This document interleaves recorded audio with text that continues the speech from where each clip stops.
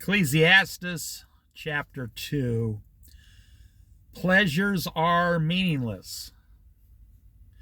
Now, this is some hardcore Bible studies in Ecclesiastes because, everybody's chasing the world. They're not chasing salvation. I said to myself, now this book is only for people who want to completely change your life over, almost like a Christian monk, and just enjoy all the benefits God wants to give you if you give up the things of the world.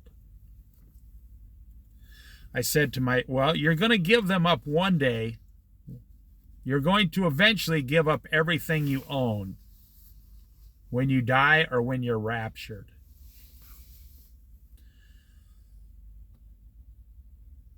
I said to myself, come now. I will test you with pleasure to find out what is good. He's going to test himself to find out what's good in the world and what's basically meaningless or useless to chase after. But that also proved to be meaningless because he chased all the pleasures and found that none of them were good. Only the things of God are good. So don't you want what's best for you, what's good for you? Why would you take second best? Why would you take what is second? But that also proved to be meaningless. Laughter, I said, is madness. And what does pleasure accomplish? I tried cheering myself with wine and embracing folly, my mind still guiding me with wisdom. I wanted to see what was good for people to do under the heavens during the few days of their lives.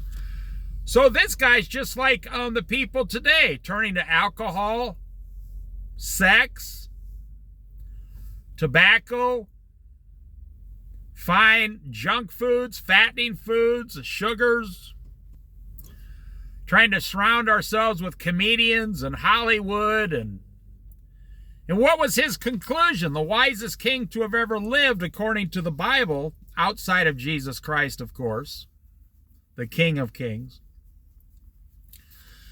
He said it was useless. It gave him no pleasure.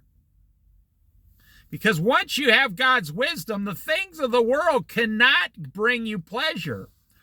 Only God, your family, the Bible, prayer, and your job. You can get pleasure from doing a job that's useful.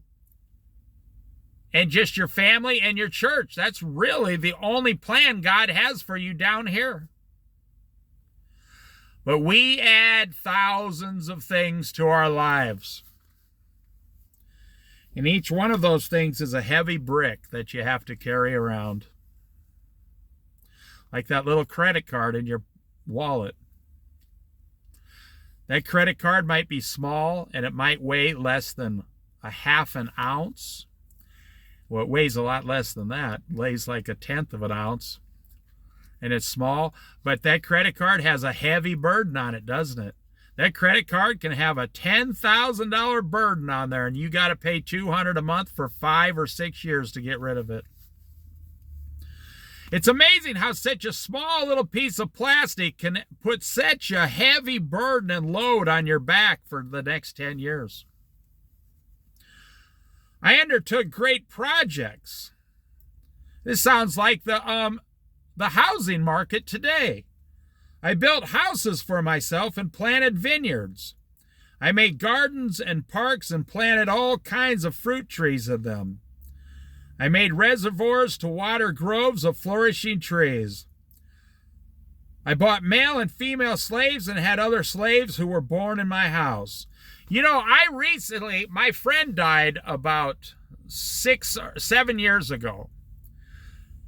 Here where I live on the Oregon coast. His house sold 7 years ago, $250,000. Now this was right before the pandemic. So the person his house has been bought and sold 3 times since he's in 7 years for people looking to make a quick 20 grand. Now they're selling the house again to the fourth person in 7 years. Do you know how much they're selling the house for? $520,000. The house has gone from $250,000 to $520,000 in 7 years. Now tell me how that benefits anyone. You say, well, it probably benefited the guy that made $30,000 or $40,000. But what about the next family that has to buy that house? Because it's only a 2.5 bedroom house. So what about the next sucker now that has to make the payments on that $520,000 house? And they said they want 20% down. And if you have great credit, your payments will only be $3,100 a month.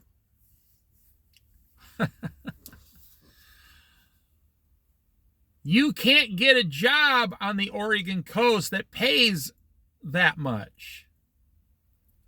$3,100 a month, that's what I'm saying. You see the heavy burden. So here, King Solomon is talking about this heavy, heavy burden on man.